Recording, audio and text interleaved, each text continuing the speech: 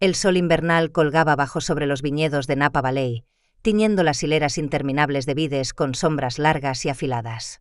El aire seco y frío se colaba por mis huesos, recordándome que enero nunca había prometido calor en ese lugar.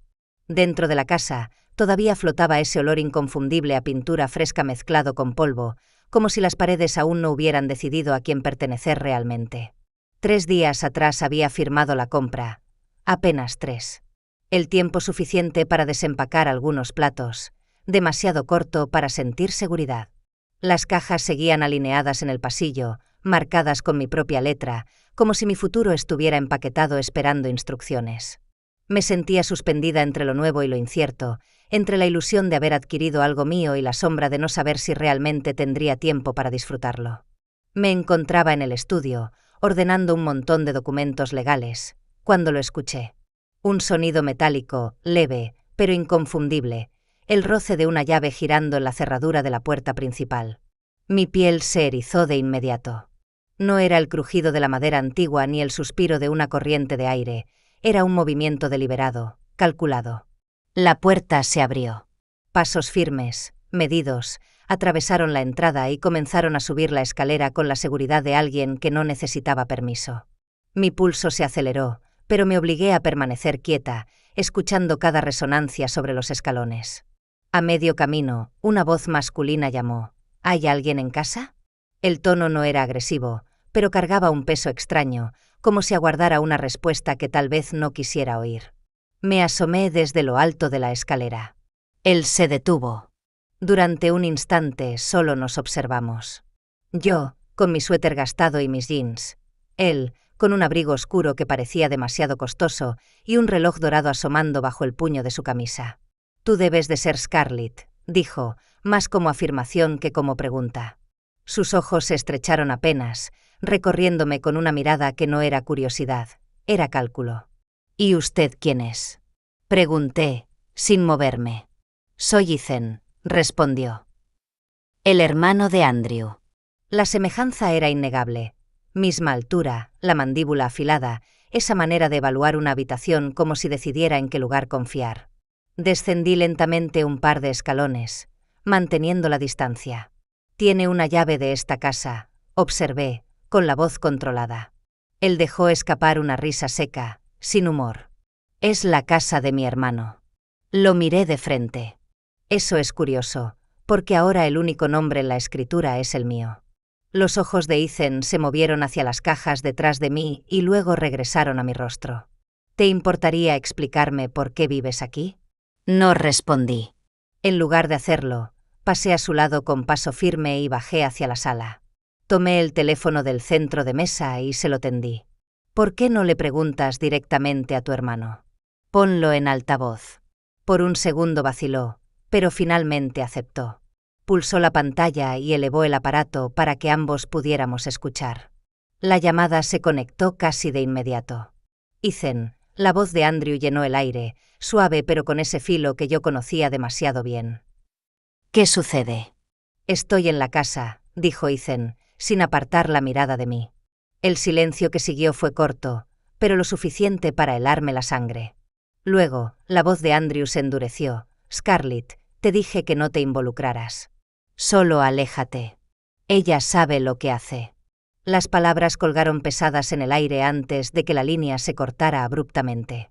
Ethan bajó el teléfono lentamente, como si intentara procesar lo que acababa de escuchar.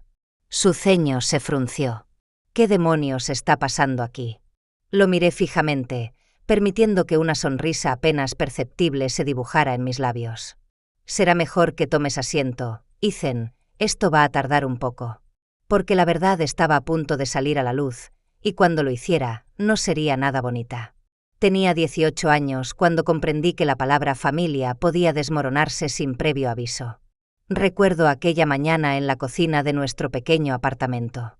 El sol apenas entraba por la ventana, y mi madre, Elaine, revolvía distraídamente el café mientras yo la observaba en silencio. Su energía era siempre inquieta, como si la vida entera fuera una maleta a medio cerrar. Se sentó frente a mí, apoyando la taza sobre la mesa con un gesto firme. «Me voy a Madrid», dijo sin rodeos. Me explicó que había conocido a un hombre, que se casarían y que empezarían una vida nueva al otro lado del océano. Y entonces añadió, con la misma naturalidad con la que uno comenta el clima: no puedo llevarte conmigo. Vas a empezar la universidad, es tu oportunidad para aprender a valerte por ti misma. No hubo abrazos ni lágrimas. Solo esas palabras que cayeron como piedras en el agua quieta de mi vida. 2 semanas después, partió con 2 maletas grandes y una promesa vaga de llamar cuando pudiera. Yo me quedé con un silencio pesado, sintiendo que el mundo había decidido que debía crecer de golpe. Los 3 años siguientes fueron un aprendizaje brutal de lo que significaba la soledad. Mi vida se redujo a clases, turnos en una librería para pagar el alquiler y cenas rápidas de comida barata. A veces, al cerrar la tienda, me detenía frente a los escaparates iluminados, viendo a familias reunidas en restaurantes, y me preguntaba cómo sería formar parte de algo así. Yo, en cambio, regresaba a un cuarto frío, acompañada solo por mis apuntes y el eco de mis propios pensamientos. No era que me faltara fuerza, aprendí a organizar mis días, a caminar con la cabeza alta aunque me sintiera invisible. Pero había un vacío que nada llenaba, un hueco dejado por la ausencia de mi madre y por la certeza de que nadie me esperaba al final de la jornada. Fue en mi 3er año de universidad cuando el destino me colocó frente a Andrew. Él parecía salido de un mundo que no tenía nada que ver con el mío. 12 años mayor, traje a medida, un Mercedes negro estacionado afuera, la confianza de alguien que ya había resuelto todos los problemas que a mí todavía me quitaban el sueño. Lo conocí en una subasta benéfica donde yo trabajaba de voluntaria, colocando catálogos sobre las mesas. Cuando él me dirigió la primera mirada, sentí que por primera vez alguien no solo me veía, sino que me reconocía. Su voz, su forma de moverse entre la gente, todo en él transmitía seguridad. Y yo, que hasta entonces había vivido en la sombra de la incertidumbre, me dejé atraer por esa luz como una polilla hacia la llama. Aquel primer encuentro en la subasta benéfica quedó grabado en mí como si fuera una escena de película. Andrew no se limitó a mirarme, me atravesó con esos ojos que parecían pesar cada detalle antes de emitir un juicio. Yo estaba colocando programas en las mesas cuando él se acercó para preguntarme, con una sonrisa segura, si podía ayudarlo a encontrar su asiento. No había nada extraordinario en la pregunta, pero en su voz había una calidez extraña, casi íntima, como si nos conociéramos desde antes. Esa misma noche me ofreció llevarme de regreso a mi apartamento. Yo dudé, consciente de la distancia entre su mundo y el mío, pero él insistió con cortesía, y cuando subí a su auto negro, impecable, sentí que había cruzado un umbral. Los días siguientes fueron un torbellino. Cenas en restaurantes donde jamás habría podido entrar sola, viajes de fin de semana a la costa, conversaciones largas en hoteles que parecían suspendidos en el tiempo. Andrew tenía una habilidad única para hacer que todo pareciera fácil. Cuando hablaba del futuro, lo hacía como si ya estuviera escrito, y lo único que yo tenía que hacer era dejarme llevar. En menos de 2 años, la idea de casarnos ya no se sentía como una decisión precipitada, sino como la consecuencia natural de lo que habíamos construido. Yo tenía 22 cuando nos comprometimos. Él, 34. Para mí, Andrew representaba todo lo que siempre había anhelado: seguridad, pertenencia, la sensación de que por fin tenía un lugar donde encajar. El día de la boda, mi madre reapareció en escena. Voló desde Milán, después de otro matrimonio fallido, con maletas llenas de perfumes y vestidos caros. Llegó como un vendaval, evaluando a Andrew con esa mirada crítica que solía usar en entrevistas de trabajo. La mañana de la ceremonia me entregó un sobre delgado. Dentro había un cheque de caja por una suma considerable. «Para la casa», dijo con frialdad, y luego agregó: «pero asegúrate de que la escritura tenga los 2 nombres. Siempre protegente, Scarlett». En ese momento, lo sentí más como una formalidad que como una advertencia real. Estaba tan enamorada, tan convencida de que Andrew y yo éramos un equipo indestructible, que no imaginé cuánto valor tendrían esas palabras más adelante. Con ese dinero dimos el paso de comprar nuestra primera casa juntos. Una construcción de 2 pisos en las afueras de Napa, con un porche amplio y espacio suficiente para todos los sueños que habíamos dibujado en servilletas de cafetería. El aire del viñedo era distinto, más limpio, más lento, como si el mundo entero se hubiera detenido para darnos un respiro.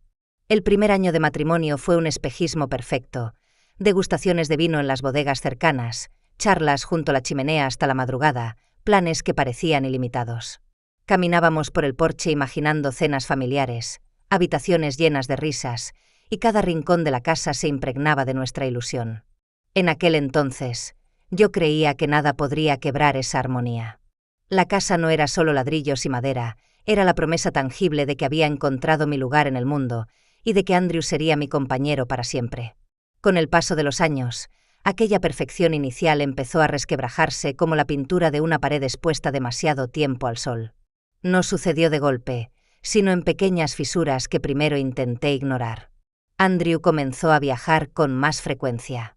Al principio, eran estancias breves en otras ciudades por asuntos de negocios. Después, los viajes se hicieron más largos y las explicaciones más cortas. Yo me quedaba en la casa de Napa, viendo cómo los días se estiraban en silencio. Al regresar, ya no me preguntaba si quería acompañarlo en sus desplazamientos. Simplemente partía y volvía cuando le parecía. Con el tiempo, dejó de llamarme cuando estaba fuera. Era como si mi presencia hubiera pasado de ser esencial a convertirse en prescindible. Lo que más me inquietaba no eran sus ausencias físicas, sino la manera en que la distancia se manifestaba incluso cuando estaba junto a mí. Su teléfono, siempre a mano, vibraba con mensajes que nunca explicaba. Durante la cena, sus dedos se movían de forma automática sobre la pantalla, como si el mundo que habitaba allí tuviera más importancia que el que compartíamos en la mesa. Empezó a salir al porche o al jardín para contestar llamadas en voz baja. Sus palabras se mezclaban con el viento hasta volverse un murmullo irreconocible. Cuando preguntaba, sonreía con esa paciencia forzada que utilizaba para cerrar conversaciones, y me decía que eran asuntos de trabajo que yo no comprendería. Una noche, al colgar su saco en el perchero, percibí un aroma extraño en la tela, un perfume dulce, floral, que no era mío. Me quedé inmóvil, respirando hondo, mientras él se duchaba como si nada. Podría haberlo enfrentado en ese momento, pero ya sabía cómo giraría la conversación. Él lo negaría, me haría sentir culpable por dudar de él, y yo acabaría dudando de mí misma. Opté por callar, pero cada detalle se fue almacenando en un rincón de mi memoria, formando un archivo silencioso de sospechas. Como si la distancia emocional no fuera suficiente, mi cuerpo empezó a fallar. Primero fue una gripe que no cedía, luego una fiebre persistente que me dejaba sin fuerzas. Pasaba días enteros en la cama, la piel ardiendo mientras mi mente luchaba por mantenerse lúcida. Andrew parecía más molesto que preocupado. Dejaba botellas de agua en la mesilla, me traía comida para llevar en lugar de cocinar, y lo hacía con la frialdad de quien cumple una obligación incómoda. A veces lo escuchaba suspirar con fastidio, como si mi enfermedad fuera una carga que interrumpía el guión de su vida. No había caricias en la frente ni palabras de consuelo, solo silencio y distancia. Y en esas noches interminables, entre sudores y escalofríos, empecé a preguntarme si el amor que una vez me sostuvo todavía existía, o si yo había quedado sola en la misma casa que antes simbolizaba todos mis sueños. La fiebre no cedía. Pasaban los días y yo seguía atrapada en un cuerpo débil, envuelta en sábanas empapadas de sudor. Cada respiración me parecía un esfuerzo, cada movimiento, una batalla. En esas noches interminables, el silencio de la casa se mezclaba con el sonido irregular de mi propio corazón. Fue en una de esas madrugadas, mientras buscaba fuerzas para levantarme a por mi cargador, que lo escuché. La puerta del estudio, apenas entreabierta, dejó escapar un murmullo. Me acerqué despacio, los pies descalzos sobre la alfombra, tratando de no hacer ruido. Y entonces distinguí con claridad la voz de Andrew. «Está demasiado débil para poner resistencia», dijo con calma, como si hablara de un trámite sin importancia. Me aferré al marco de la puerta, el mundo girando a mi alrededor por la fiebre, intentando procesar lo que oía. Hubo una pausa. Luego, la voz femenina que me heló la sangre, suave, segura, cargada de complicidad. «Dijiste que no sobreviviría el año». Andrew soltó un suspiro, casi satisfecho, como si esbozara una sonrisa. «No lo hará». Sentí que el suelo desaparecía bajo mis pies. Mi nombre, mi vida, mi hogar.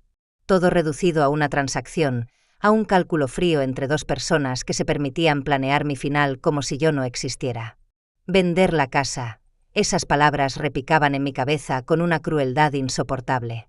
De repente entendí cada llamada a escondidas, cada viaje inexplicable, cada perfume extraño en su ropa. No se trataba solo de una traición. Era un plan. Un plan para borrarme. Me quedé inmóvil, conteniendo la respiración, con el corazón golpeando contra las costillas. Quise irrumpir en la sala, gritar, arrojarles en la cara todo el dolor que me desgarraba por dentro. Pero no lo hice. En lugar de eso, retrocedí lentamente por el pasillo, con la certeza de que un solo movimiento brusco podía delatarme. Esa noche no dormí. No hubo lágrimas ni gritos. Solo la fiebre ardiendo en mi piel y las palabras de Andrew repitiéndose una y otra vez en mi mente, como un eco venenoso. Y fue en esa oscuridad sofocante cuando algo comenzó a nacer dentro de mí, no un colapso, sino una decisión. Si él pensaba que estaba demasiado enferma para defenderme, estaba a punto de descubrir lo equivocadísimo que estaba. El dolor se transformó en algo más frío, más cortante. La fragilidad se convirtió en una máscara que, bien usada, podría ser mi mejor arma. Ya no se trataba de sobrevivir a la enfermedad, sino de sobrevivir a él. Y mientras el amanecer teñía las paredes de un gris mortecino, lo supe con una certeza que me atravesó como un rayo. Andrew había firmado su propia condena. Porque lo que había escuchado esa noche no solo destruyó lo que quedaba de mi amor, también encendió la chispa de mi venganza silenciosa. La mañana siguiente me moví por la casa como si nada hubiera ocurrido. Andrew salió temprano, con un beso frío en la frente que apenas rozó mi piel, convencido de que yo seguiría atrapada en la cama, demasiado febril para notar su ausencia. Esperé a escuchar el rugido lejano de su coche alejándose por el camino antes de dejar escapar el aire contenido. Mis piernas temblaban, no solo por la enfermedad, sino por la tensión acumulada. Aún así, caminé hasta el estudio. Abrí los cajones del escritorio con manos sudorosas hasta encontrar el sobre que mi madre me había entregado años atrás. Dentro estaba la escritura de la casa, con los 2 nombres impresos en tinta negra. Lo sostuve como si fuera un amuleto, consciente de que ese papel podía convertirse en mi única salvación. Coloqué cada hoja sobre la mesa, encendí la lámpara y fotografié cada detalle con el teléfono. Cuando terminé, guardé el documento en una carpeta y la escondí en el fondo de mi bolso. Era la primera pieza de evidencia en mi contraofensiva. El siguiente paso fue buscar ayuda profesional. Con voz débil, llamé a una oficina legal en San Francisco. Contestó una secretaria con tono apurado, pero en cuanto mencioné la posibilidad de que mi esposo intentara vender una propiedad conjunta sin mi consentimiento, la conversación cambió. Me pasaron con Clare, una abogada que habló con calma pero con una firmeza que atravesaba el teléfono. Le conté lo justo para captar su atención. Necesito probar que soy copropietaria. Temo que él intente deshacerse de la casa sin mí. Ella me citó a la mañana siguiente. Colgué con una sensación extraña. Por primera vez en meses, no me sentía completamente sola. Esa semana me convertí en actriz. Continué interpretando el papel de la esposa enferma, sumisa y distraída. Caminaba despacio, tosía en momentos estratégicos, dejaba que él creyera que la fiebre había apagado mi capacidad de pensar. Mientras tanto, copiaba extractos de estados de cuenta, reenviaba correos a una cuenta privada y guardaba cada detalle sospechoso en un archivo secreto. Una tarde, mientras buscaba facturas en el escritorio de Andrew, encontré una carpeta etiquetada como Property Transfer. Al abrirla, un escalofrío recorrió mi espalda. Dentro había un borrador de contrato de compraventa de la casa. Estaba firmado por él, con fecha y comprador asignados. Faltaba solo mi firma. La fecha de cierre, 2 semanas. Me quedé paralizada, leyendo una y otra vez aquel documento. Todo lo que había sospechado se confirmaba. Andrew no pensaba esperar mi muerte. Planeaba despojarme de mi hogar de inmediato, borrarme con la frialdad de quien elimina un número de una hoja de cálculo. Cerré la carpeta con cuidado, volví a colocarla en el cajón y salí del estudio con el corazón desbocado. Ya no había espacio para la ingenuidad. Mi enfermedad era real, pero mi debilidad sería su espejismo. Y yo, escondida detrás de esa apariencia, me preparaba para el golpe que él jamás vería venir. La noticia no tardó en alcanzarlo. Apenas 2 días después de mi visita a Clare, la puerta de la casa se abrió con un golpe seco. Andrew entró con pasos pesados, cada zancada cargada de furia. Yo estaba en la cocina removiendo lentamente una olla de avena, como si nada hubiera cambiado. «¿Qué demonios hiciste?», rugió, arrojando un fajo de papeles sobre la encimera. Levanté la vista con calma. ¿De qué hablas? No juegues conmigo. Su voz resonó en las paredes. La compañía de escrow acaba de informarme que la venta está congelada. Mis cuentas están bloqueadas. ¿Crees que eres lista? Observé los documentos esparcidos frente a mí, luego lo miré directo a los ojos. Creo que estoy protegiendo lo que me pertenece. Soltó una carcajada breve, sin rastro de humor. ¿Tuyo? Apenas puedes mantenerte en pie. ¿Y crees que vas a ganarme? Esta casa, el dinero, todo está atado a mí. Sin mí, tú no tendrías nada. Inspiré hondo, dejando que el silencio se hiciera incómodo antes de contestar. Sin ti, Andrew, todavía tendría mi dignidad. Ese golpe lo detuvo apenas un instante. Vi cómo se tensaba la vena en su sien, cómo su mandíbula se apretaba hasta blanquear los nudillos que sostenían los papeles. Luego se inclinó hacia mí, su voz reducida a un susurro venenoso. Cuando esa enfermedad termine lo que empezó, ni siquiera estarás aquí para disfrutar las migajas que intentes salvar. Sus palabras estaban destinadas a destruirme, pero lo único que lograron fue encender algo más frío en mi interior. No respondí. Simplemente regresé mi atención a la olla, removiendo la avena como si la conversación ya hubiera terminado. Él se quedó allí, respirando con rabia, hasta que finalmente salió de la cocina y azotó la puerta al marcharse. Pensé que aquello lo detendría, pero me equivoqué. Su siguiente movimiento no fue físico, sino financiero. Pocos días después recibí una notificación del banco. Nuestra línea de crédito compartida estaba maxeada. No reconocía ninguno de los cargos.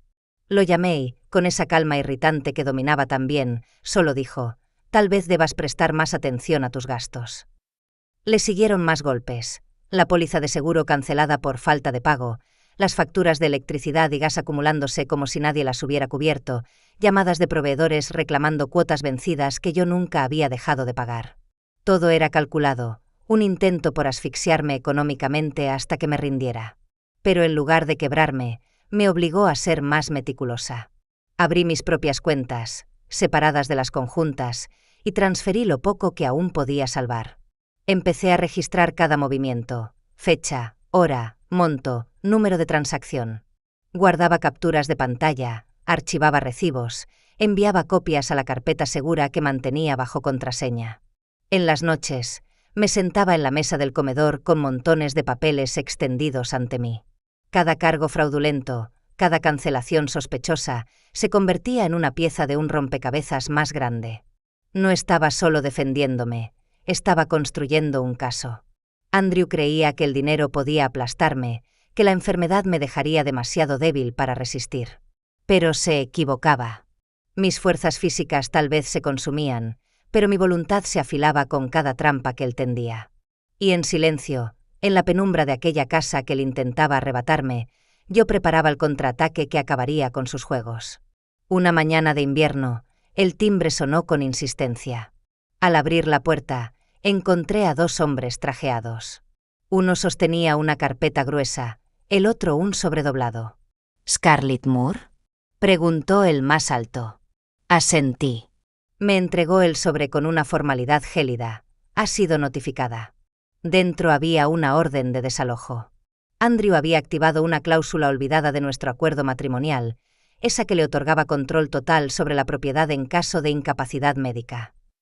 Se amparaba en mi enfermedad para intentar expulsarme de mi propio hogar. Me senté en la mesa del comedor con el documento abierto frente a mí. No había temblor en mis manos ni lágrimas en mis ojos. Lo que sentí fue algo mucho más firme: determinación. Llamé de inmediato a Clare. Ella no sonó sorprendida al escucharme. Me preguntaba cuándo iba a jugar esa carta. Dijo con calma: «No te preocupes, Scarlett. Va a volverse en su contra». «¿Cómo?», pregunté, con un nudo en la garganta. «Porque esa cláusula depende de pruebas médicas.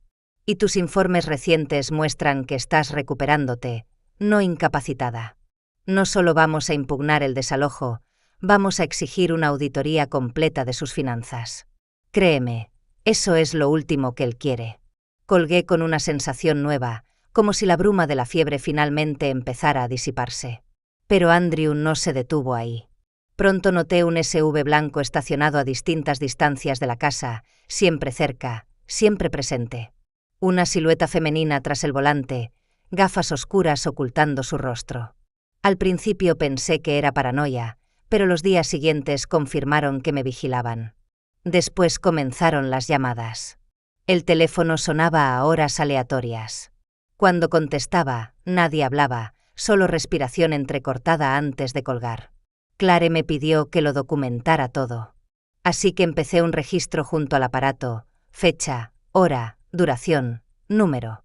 Cada detalle se convirtió en otra línea de evidencia. La confrontación final de esa etapa llegó un domingo por la tarde. Yo estaba en el jardín, podando las rosas marchitas antes de que el invierno terminara de matarlas, cuando escuché el crujido de la grava. Andrew apareció en el porche con su habitual arrogancia. «Estás haciendo lo más difícil de lo necesario», dijo, con ese tono de falsa paciencia que siempre usaba para manipular.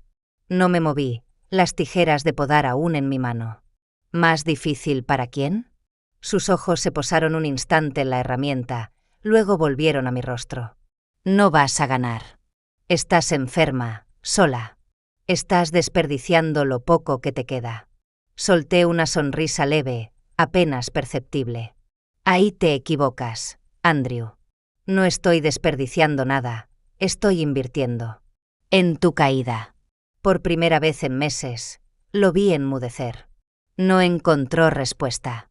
Se limitó a girar sobre sus talones y marcharse con pasos rápidos, dejando tras de sí un silencio denso que esta vez ya no me asfixiaba.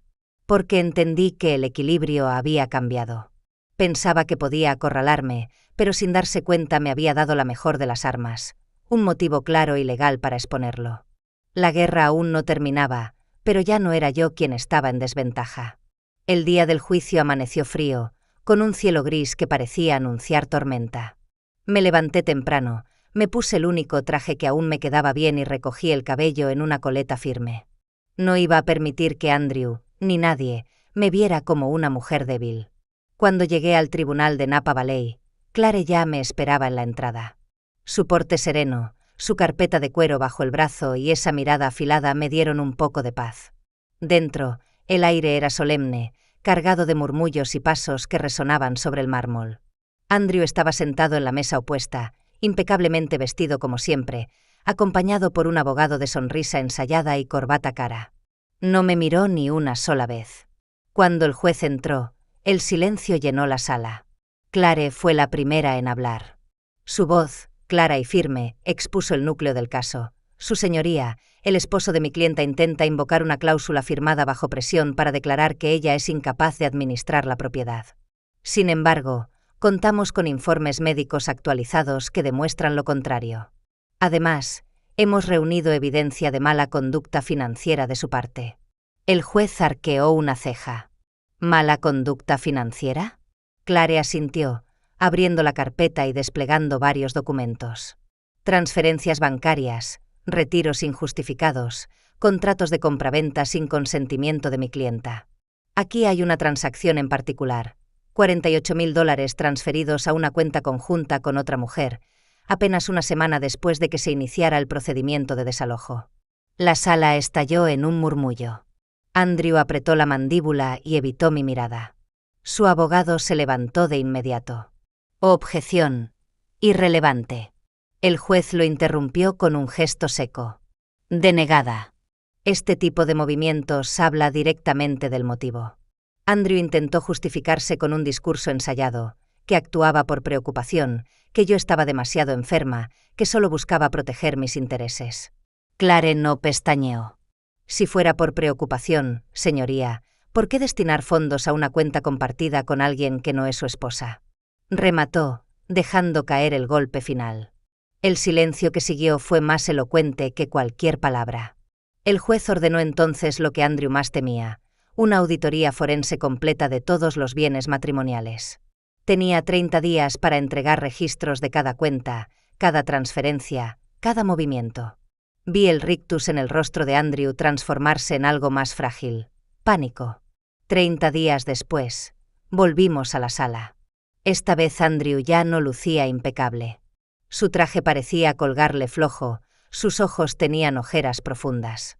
El perito contable presentó sus hallazgos en una pantalla: transferencias a cuentas offshore, compras de propiedades a nombre de sociedades fantasma y, lo más incriminatorio, un pago de $120.000 a una cuenta de escrow, apenas días antes de intentar desalojarme.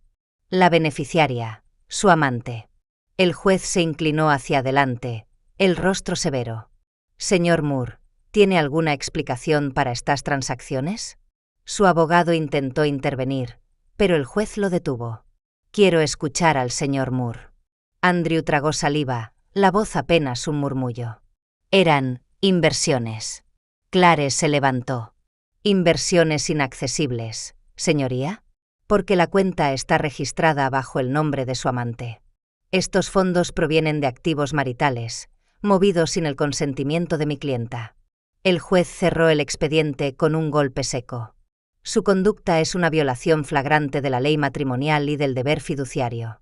A partir de este momento, ordeno la restitución inmediata de todos los fondos malversados a la señora Moore, la reinstalación de su titularidad exclusiva sobre la propiedad en Napa Valley y el pago de los honorarios legales correspondientes. Sentí que el aire volvía a mis pulmones después de meses de asfixia. Clare me pasó la sentencia definitiva, susurrando: «Lo logramos». Andrew se desplomó sobre la silla, los hombros caídos, las manos aferradas al borde de la mesa como si se hundiera. No levantó la vista, no buscó mis ojos, ni cuando el mazo del juez cayó anunciando el fin, ni cuando me levanté para salir. Lo vi de reojo, la máscara de poder se había resquebrajado por completo. Mientras atravesaba el pasillo hacia la salida, supe que la guerra había terminado. Yo tenía mi casa, mi dinero y mi libertad. Él, en cambio, solo tenía el peso de sus propias mentiras derrumbándose sobre él. Cuando salí del tribunal con la sentencia en mis manos, el aire frío de Napa me golpeó el rostro como una bendición. Por primera vez en mucho tiempo, el peso en mi pecho se había aligerado. Conduje de regreso por las colinas cubiertas de viñedos, observando cómo la luz del invierno se filtraba entre las nubes y bañaba la tierra con destellos dorados. Cada kilómetro que me acercaba a la casa se sentía como un paso más hacia mí misma.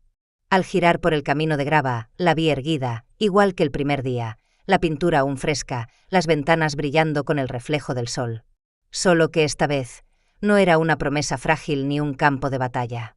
Esta vez era mía, plena e indiscutiblemente mía. Apagué el motor y me quedé un instante dentro del coche, contemplando la fachada. Inspiré hondo, como si quisiera grabar ese olor de tierra húmeda y madera en mi memoria para siempre. Luego crucé la puerta principal y me recibieron los ecos familiares de un hogar que había defendido con cada fibra de mi ser. Recorrí cada habitación despacio. Pasé la mano por la barandilla de la escalera, acaricié la superficie lisa de la mesa del comedor, abrí las cortinas del salón para dejar entrar la luz. Ya no eran rincones cargados de sospechas o escenarios de discusiones. Ahora eran testigos silenciosos de mi victoria.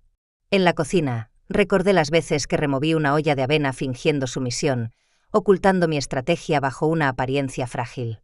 En el estudio, donde descubrí el contrato de compraventa, dejé que mis dedos resbalaran sobre la superficie del escritorio, sabiendo que ese papel, alguna vez símbolo de traición, había perdido todo su poder.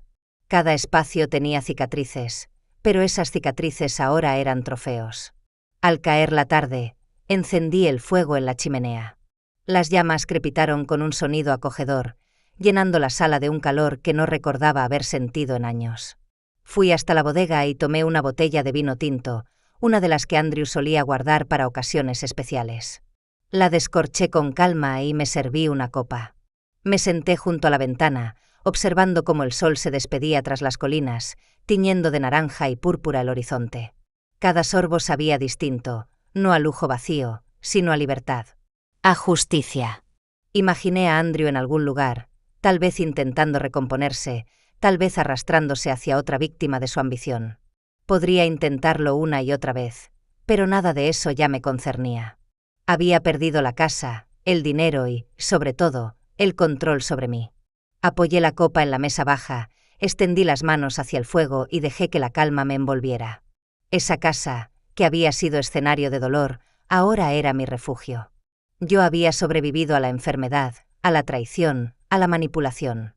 Y lo había hecho sin renunciar a lo único que Andrew nunca pudo arrebatarme, mi dignidad. Sonreí en silencio, dejando que las brasas iluminaran mi rostro. Porque al final lo comprendí con absoluta claridad, y esa fue la venganza más dulce de todas.